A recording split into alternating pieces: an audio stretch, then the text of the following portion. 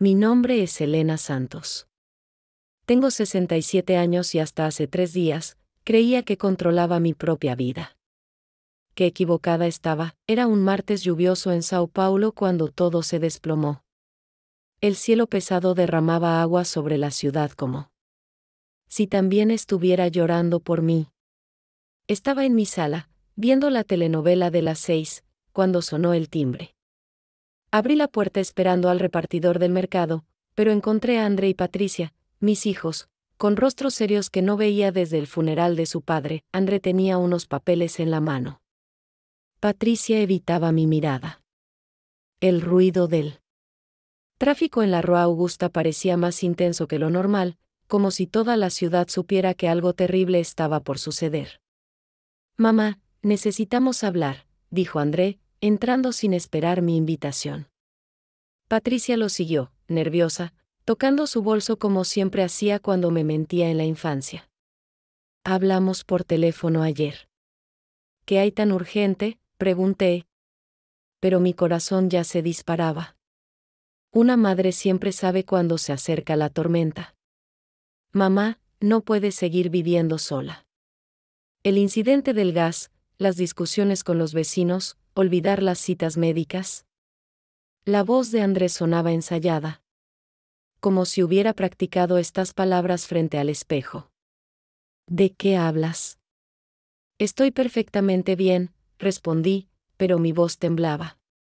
Por la ventana, veía los edificios grises de Sao Paulo perderse en la lluvia, la ciudad que me vio nacer, trabajar, criar a estos ingratos. Patricia finalmente habló: mamá, ya está decidido. Es por tu bien. 2 hombres de uniforme aparecieron en la puerta. Mi mundo se desplomó. En ese momento, mientras las sirenas de ambulancia sonaban a lo lejos mezclándose con el ruido constante de la metrópoli, entendí que mi vida tal como la conocía había terminado. No sabía que ese sería el primer día del resto de mi existencia. No sabía que descubriría una fuerza que ni siquiera imaginaba que tenía. Las luces fluorescentes del Hospital Santa Clara me quemaban los ojos mientras me arrastraban por pasillos que olían a desinfectante y desesperanza. El edificio estaba en Vila Mariana, pero podría haber estado en Marte. Todo era blanco, frío, ajeno. Señora Elena, esta será su habitación, dijo una enfermera con voz mecánica. La habitación tenía 2 camas separadas por una cortina raída. En una de ellas, una mujer mayor me observaba con ojos curiosos. Bienvenida al Club de las Abandonadas, me dijo con una sonrisa amarga. Soy Carmen, 72 años, aquí por cortesía de mis queridos hijos que no podían lidiar con mis manías. Me senté en mi nueva cama, sintiendo como la realidad me golpeaba como el viento frío que entra por las ventanas mal cerradas de los edificios antiguos de Sao Paulo. Afuera, la ciudad seguía su ritmo frenético. Los coches corrían por la avenida Domingos de Moraes, la gente caminaba libre por las aceras, vivía sus vidas normales. ¿Cuánto tiempo llevas aquí?, le pregunté a Carmen, temiendo la respuesta. 8 meses, respondió, y mi estómago se contrajo. Pero tranquila, los primeros 6 meses son los peores. La noche cayó sobre Sao Paulo como una manta pesada. Desde la ventana veía las luces de los apartamentos, familias cenando juntas, niños haciendo tareas, vidas normales que ya no me pertenecían. El ruido de la ciudad se volvía más suave en la noche, pero dentro del hospital, los sonidos eran diferentes: llantos ahogados, pasos en el pasillo, el zumbido constante del aire acondicionado. Carmen me contó su historia. Empresaria exitosa. Viuda, madre de 3 hijos. Un día discutió con el portero de su edificio sobre las plantas del jardín y sus hijos decidieron que había perdido la razón. El problema no es que estemos locas, me susurró en la oscuridad. El problema es que somos inconvenientes. Somos recordatorios de que ellos también envejecerán. Esa primera noche no pude dormir.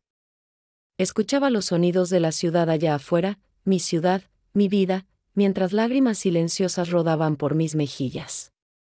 No sabía que Carmen se convertiría en mi primera aliada en esta batalla por recuperar mi dignidad, asterisco el doctor Roberto. Méndez tenía la sonrisa condescendiente de alguien que cree saberlo todo. Su consultorio en el tercer piso del hospital tenía vista a los edificios de vidrio de Vila Olimpia, símbolos del progreso paulista que ahora me parecían barras de una prisión gigante. Señora Elena, sus hijos están muy preocupados, comenzó, hojeando una carpeta sin mirarme realmente. Episodios de agresividad, olvidos frecuentes, comportamiento errático, doctor, yo no tengo episodios de agresividad. Defendí mi derecho a escuchar música en mi propia casa cuando la vecina se quejó sin razón, interrumpí, pero él ya estaba escribiendo en su libreta. El aire acondicionado del consultorio hacía un ruido constante que se mezclaba con él. Tráfico de la avenida Paulista allá abajo. Sao Paulo nunca para, nunca descansa, pero yo estaba aquí, detenida en el tiempo, luchando por hacer que este hombre me viera como una persona real. Los olvidos son normales a su edad, pero dejar. El gas abierto es peligroso, continuó con voz monótona. Fue una vez. Una vez. Usted nunca se distrajo en su vida, mi voz subió de tono, y vi cómo inmediatamente lo anotaba en su libreta maldita. Señora Elena, la agresividad es justamente uno de los síntomas. Necesitamos ajustar su medicación, me levanté de la silla bruscamente. Por la ventana veía las grúas de construcción trabajando, la ciudad creciendo, transformándose, mientras yo me marchitaba en esta oficina blanca y fría. Doctor, míreme a los ojos. ¿Ve a una loca? ¿Ve a alguien que no puede cuidar de sí misma? Fui profesora durante 35 años. Crié 2 hijos sola después de enviudar. Pagué mi apartamento con mi propio trabajo. ¿Eso le parece de alguien incompetente? Él finalmente me miró, pero solo por un segundo. El pasado no determina el presente. Señora. Su familia tomó la decisión correcta, salí de ahí con una receta para antipsicóticos que no pensaba tomar y la certeza de que tendría que luchar sola. Mientras caminaba por el pasillo, escuchaba el eco de mis pasos mezclándose con el ruido de la ciudad allá afuera. Sao Paulo seguía girando sin mí, pero yo no me rendiría, esta guerra apenas comenzaba. Querida Marta, escribía en una hoja arrugada que conseguí de la enfermería, necesito que sepas dónde estoy. Mis hijos me internaron en el Hospital Santa Clara sin mi consentimiento, era mi 4ª carta en 2 semanas. Ninguna de las anteriores había llegado a su destino. La enfermera. De turno siempre encontraba una excusa, olvidé sellar el sobre, la dirección está ilegible, se perdió en correos. Mentiras que dolían más que la verdad, desde la ventana de la sala común veía la avenida Domingos de Moraes bullir de actividad. Era viernes por la tarde y Sao Paulo se preparaba para el fin de semana. Ejecutivos corriendo hacia el metro. Madres recogiendo niños del colegio, vendedores ambulantes aprovechando el movimiento. Vida normal, vida real, vida que me habían robado. No te canses, querida, me dijo Carmen, sentándose a mi lado con su tejido eterno. Yo escribí 47 cartas en mis primeros 3 meses. Ni una llegó. En la mesa del rincón, don José jugaba ajedrez consigo mismo. Tenía 78 años y sus hijos lo trajeron porque hablaba solo. Resultó que hablaba con su esposa muerta, después de 50 años de matrimonio. ¿Desde cuándo el amor se volvió síntoma de locura? ¿Cómo hacen para dormir por las noches?, le pregunté a Carmen, refiriéndome a nuestros hijos. Se convencen de que somos una carga. Es más fácil que admitir que somos un espejo de su futuro, respondió sin levantar la vista de su tejido. La tarde se desvanecía tras los edificios de Sao Paulo. Las luces comenzaban a encenderse como pequeñas estrellas urbanas. Imaginaba a Marta en su apartamento de Perdices, preguntándose por qué no la llamaba, por qué no aparecía para nuestro café semanal. María Elena, una señora de 69 años internada por depresión, se acercó tímidamente. Elena, ¿puedo pedirte un favor? ¿Puedes ayudarme a escribir una carta a mi nieta? No sé expresarme bien, le sonreí y le ofrecí mi lugar en la mesa. Mientras la ayudaba con las palabras, entendí algo importante: aquí dentro éramos invisibles para el mundo exterior, pero podíamos ser vitales unas para otras. Esa noche, mientras Sao Paulo se dormía con sus millones de historias, decidí que si no podía llegar al mundo exterior, construiría un mundo mejor aquí adentro. No sabía que esa decisión cambiaría todo. Jessica tenía 28 años, 2 trabajos y una maestría en enfermería que no le servía de mucho en los pasillos del Hospital Santa Clara. Pero tenía algo que los otros funcionarios habían perdido: la capacidad de ver personas en lugar de casos clínicos. Era lunes por la mañana y Sao Paulo despertaba con su caos habitual. El ruido del tráfico se filtraba por las ventanas mal cerradas del hospital mientras Jessica hacía su ronda de medicamentos. Señora Elena, ¿cómo está hoy?, me preguntó, y por primera vez alguien parecía interesado en mi respuesta real. Estoy bien, Jessica. Pero no pertenezco aquí, le dije directamente. Ella se detuvo y me miró realmente. ¿Por qué dice eso? Porque es la verdad. Mírame. ¿Parezco alguien que necesita estar internada? Jessica se sentó en la silla junto a mi cama. Era hora del cambio de turno y el hospital tenía esos minutos de calma relativa que solo existen entre el caos del día y la angustia de la noche. Cuénteme su historia, me dijo simplemente. Le hablé de mi departamento en Vila Madalena, de mis 35 años como profesora, de mis plantas que debían estar muriendo sin agua, de mi gata Mimi que mi vecina prometió cuidar. Le conté sobre el incidente del gas, exagerado por mis hijos hasta convertirlo en síntoma de demencia. ¿Sabe qué me parece extraño?, dijo Jessica después de escucharme. En su expediente dice que tiene episodios de agresividad, pero en 2 semanas aquí nunca he visto nada parecido. Mi corazón se aceleró.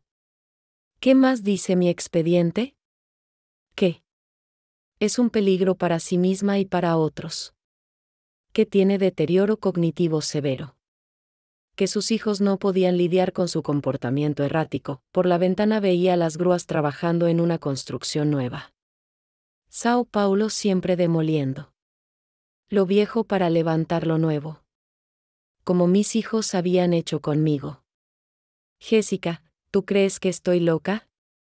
Ella me miró directo a los ojos. Creo que está furiosa. Y tiene derecho a estarlo. Esa noche, mientras Carmen dormía y la ciudad se calmaba con su sinfonía nocturna de sirenas lejanas, Jessica volvió fuera de su horario. Señora Elena, necesito que me cuente todo otra vez. Pero esta vez, quiero que me dé nombres, fechas, detalles. Si realmente no pertenece aquí, tal vez pueda ayudarla. Finalmente tenía una aliada. No sabía que esa conversación desataría una cadena de eventos que cambiaría mi destino. Sábado a tarde.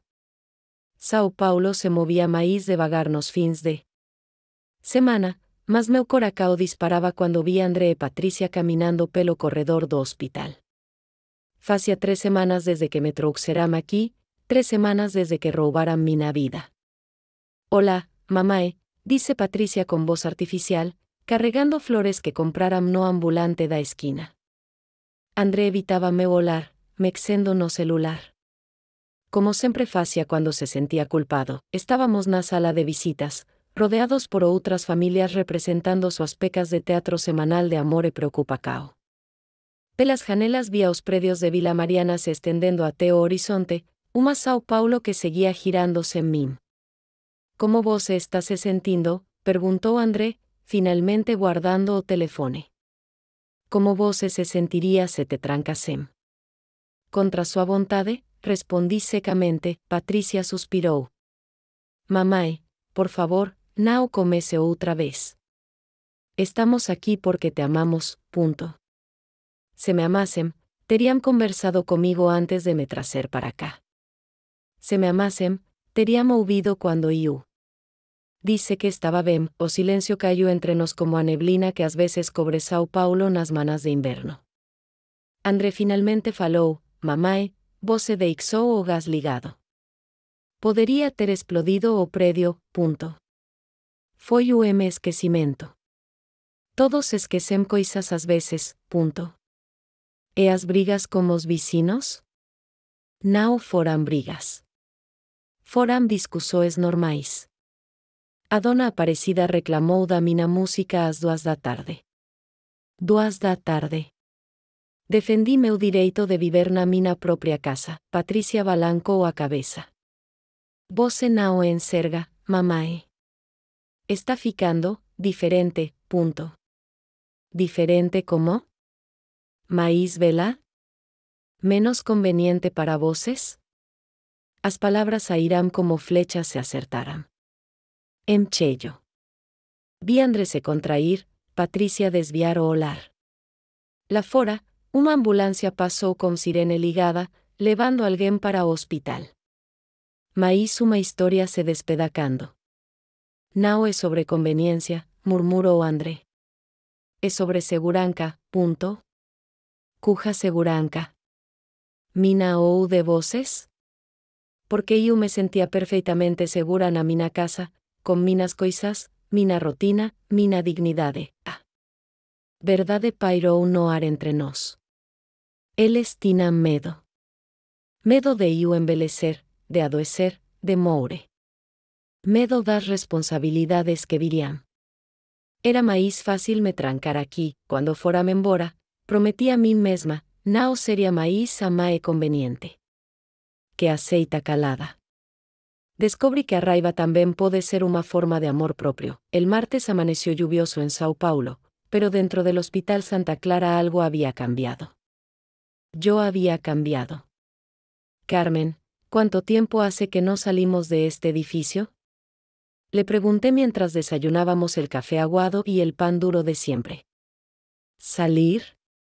Aquí no se sale, Elena. Solo se entra, respondió con resignación. Eso vamos a ver. Durante la mañana, mientras las enfermeras hacían sus rondas y los médicos fingían escucharnos, comencé mi pequeña revolución. Primero fue Don José, el del ajedrez solitario. José, ¿sabías que tenemos derecho a salir al jardín todos los días? Sus ojos se iluminaron por primera vez en meses. ¿En serio? Está en el reglamento que nunca nos muestran. 1 hora diaria de aire libre es obligatoria. María Elena se unió a la conversación. Pero siempre nos dicen que está prohibido. Prohibido para ellos es más fácil que cumplir con nuestros derechos, expliqué, a la hora del almuerzo. Éramos 8 personas reunidas en la mesa del rincón. Les conté sobre Jessica, sobre mis cartas interceptadas, sobre el expediente lleno de mentiras. Propongo algo, dije mirando por la ventana hacia la avenida Domingos de Moraes, donde la gente libre caminaba bajo la lluvia. Vamos a recuperar nuestra dignidad paso a paso. Carmen dejó de tejer. ¿Cómo? Exigiendo respeto. Pidiendo hablar con el director. Negándonos a tomar medicamentos que no necesitamos. Organizándonos, por primera vez en meses, vi esperanza. En los ojos de mis compañeros. Don José sonrió. María Elena se enderezó en su silla. ¿Y si nos castigan?, preguntó Carmen. ¿Castigan cómo? ¿Nos van a encerrar? Ya estamos encerrados. ¿Nos van a quitar privilegios? ¿Cuáles privilegios? Esa tarde, cuando la enfermera de turno vino con los medicamentos, 8 voces dijeron al unísono: queremos saber qué estamos tomando y por qué. La confusión en su rostro fue deliciosa. Es lo que el médico recetó. Queremos hablar con el médico. Todos. Juntos, Sao Paulo seguía su ritmo frenético allá afuera, pero aquí adentro, por primera vez, nosotros también nos movíamos. No sabía que nuestra pequeña rebelión llegaría a oídos del director y que todo estaba por cambiar. La revolución había comenzado. Jueves, 3 de la madrugada. Sao Paulo dormía, pero yo estaba despierta, escuchando la respiración irregular de Carmen y los sonidos nocturnos del hospital. Había pasado un mes desde mi internación y sentía que me desvanecía como las luces de la ciudad al amanecer. El doctor Méndez había venido por la tarde, furioso por nuestra rebelión. Nos amenazó con medicación más fuerte, con traslados a sectores de mayor seguridad, con menos visitas familiares. Si no colaboran, las consecuencias serán graves, había dicho con esa voz fría que usaba para intimidarnos. Carmen se había quebrado primero. Luego José, María Elena, uno a uno fueron cediendo. Solo yo seguía resistiendo, y el peso de la soledad me aplastaba como el smog que cubre Sao Paulo en los días secos. Me levanté y fui hasta la ventana. La ciudad se extendía infinita bajo la madrugada, millones de personas durmiendo en sus casas, en sus camas, en sus vidas normales. Comencé a llorar sin poder parar. No llantos dignos, sino sollozos desesperados que salían de un lugar profundo, que no sabía que existía. Elena, susurró Carmen desde su cama. No puedo más, Carmen. Ya no sé quién soy. Ella se levantó y se sentó a mi lado en el suelo frío del hospital.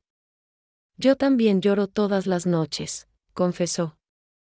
Pero en silencio, para que no se den cuenta. ¿Qué nos está pasando? ¿Nos estamos volviendo realmente locas? Carmen tomó mis manos temblorosas. No, querida.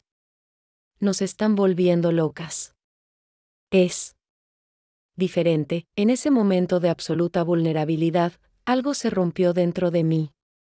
Pero no se rompió hacia la destrucción, sino hacia algo nuevo. Era como si todas las capas de quien yo pensaba que debía ser se desvanecieran, dejando al descubierto algo más real, más fuerte. Carmen, ¿sabes qué es lo que más me duele? ¿Qué, querida? Que me están robando la oportunidad de envejecer con dignidad. Como si ser vieja fuera un crimen, nos quedamos ahí hasta el amanecer, dos mujeres mayores abrazadas en el suelo de un hospital, mientras Sao Paulo despertaba allá afuera. Pero algo había cambiado. En mi debilidad más absoluta, había encontrado. Mi centro no era la Elena fuerte que fingía ser. Era la Elena real, con miedos, con dolor, pero también con una fiereza nueva que nacía de haber tocado fondo. La verdadera batalla estaba por empezar. Era viernes cuando Jessica apareció en mi puerta con una expresión que no le había visto antes. Mezcla de excitación y nervios, como quien tiene un secreto demasiado grande para guardarlo. Señora Elena, necesito que venga conmigo, susurró, mirando hacia los pasillos para asegurarse de que nadie nos viera. Me llevó a un pequeño archivo. En el sótano del hospital, entre el ruido de las máquinas de lavandería y el eco lejano del tráfico de Sao Paulo que se filtraba por las rejillas de ventilación. Encontré algo en su expediente que no debería estar ahí, dijo mientras abría una carpeta amarillenta. Mi corazón comenzó a latir más fuerte cuando vi los documentos. Había reportes médicos de otros hospitales, evaluaciones psiquiátricas que yo nunca había hecho, diagnósticos firmados por médicos que jamás había visto. Jessica, yo nunca estuve en el Hospital das Clínicas para una evaluación psiquiátrica, dije señalando una hoja fechada 6 meses atrás. Lo sé. Por eso seguí investigando. Sacó más papeles. Su hijo André tiene una empresa de construcción con problemas financieros. Su hermana Patricia está divorciándose y necesita dinero para los abogados. Las piezas del rompecabezas comenzaron a encajar de forma terrible y clara. Mi apartamento, murmuré. Vale mucho dinero. Y según estos documentos, si usted es declarada incapaz, ellos pueden venderlo sin su consentimiento. La sala parecía girar a mi alrededor. Durante 30 años había pagado cada cuota de ese apartamento en Vila Madalena.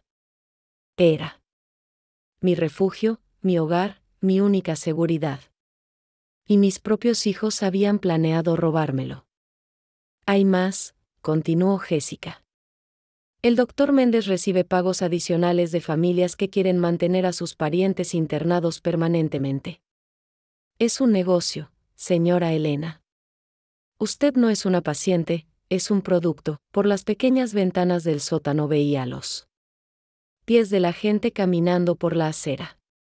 Sao Paulo continuaba su ritmo implacable arriba, mientras yo descubría que mi vida había sido vendida como mercancía, pero extrañamente, en lugar de sentir desesperación, sentí algo liberador. La verdad, por dolorosa que fuera, era mejor que vivir en la mentira. ¿Qué puedo hacer?, le pregunté. Jessica sonrió por primera vez. Tengo una amiga abogada especializada en derechos de adultos mayores. Y tengo copias de todos estos documentos. Esa noche, mientras Sao Paulo se iluminaba con sus millones de luces, yo finalmente podía ver claro. La batalla no era solo por mi libertad. Era por mi dignidad, por mi derecho a envejecer en mis propios términos. La guerra había comenzado, pero ahora tenía armas para pelearla. 3 meses después, estoy sentada en mi balcón en Vila Madalena, viendo Sao Paulo despertar un martes cualquiera. Mimi, mi gata, ronronea en mi regazo mientras escribo estas últimas palabras de mi historia. La demanda legal que iniciamos con la abogada de Jessica fue como encender una chispa en un almacén de fuegos artificiales. El escándalo del Hospital Santa Clara salió en todos los periódicos. El doctor Méndez perdió su licencia. 8 familias más descubrieron que sus parientes habían sido internados sin justificación médica real. André y Patricia, esa es la parte más difícil de contar. Perdí a mis hijos, pero gané algo más valioso, mi autorrespeto. Tuvieron que devolver el dinero que ya habían tomado de mi cuenta, enfrentar cargos por fraude, y mirarme a los ojos cuando el juez declaró que yo estaba perfectamente capacitada para manejar mi propia vida. Carmen regresó con su hermana en Campiñas. José volvió a su pequeño departamento y adoptó 2 gatos. María Elena está viviendo con su nieta. Todos encontramos nuestro camino de regreso a la vida, pero lo más importante que aprendí no fue sobre la libertad externa, sino sobre la fuerza interna. Descubrí que en el momento más oscuro, cuando todo parece perdido, podemos encontrar una versión de nosotros mismos que ni siquiera sabíamos que existía. La fuerza no es no tener miedo. La fuerza es seguir luchando a pesar del miedo. Es defender tu dignidad cuando todos te dicen que no tienes derecho a ella. Es recordar que ser mayor no significa ser desechable. Jessica ahora trabaja en una ONG de derechos de adultos mayores. Seguimos en contacto, y ella siempre dice que yo la inspiré a cambiar de carrera. Pero la verdad es que ella me salvó la vida. Desde mi balcón veo a Sao Paulo corriendo, siempre apurada, siempre construyendo algo nuevo sobre algo viejo. Como yo, que construí una nueva Elena sobre las ruinas de quien creía que debía ser. A todas las mujeres que me están escuchando, si alguien trata de convencerlas de que su edad es una debilidad, que su independencia es un problema, que su voz no importa, recuerden mi historia. Recuerden que dentro de cada una de nosotras hay una fuerza que ni nosotras mismas conocemos hasta que la necesitamos. ¿Y tú? ¿Qué harías si te robaran tu libertad? ¿Cómo lucharías por recuperar tu dignidad? Cuéntame en los comentarios tu propia historia de resistencia y fuerza. Dale like si esta historia te conmovió, compártela con otras mujeres que necesiten recordar su poder, y suscríbete para más historias reales que transforman vidas. Porque juntas somos más fuertes, y nuestras voces importan a cualquier edad. La próxima temporada llega la historia de Mercedes, una mujer de 73 años que descubre un secreto familiar que cambiará todo lo que creía saber sobre su vida. No te la pierdas.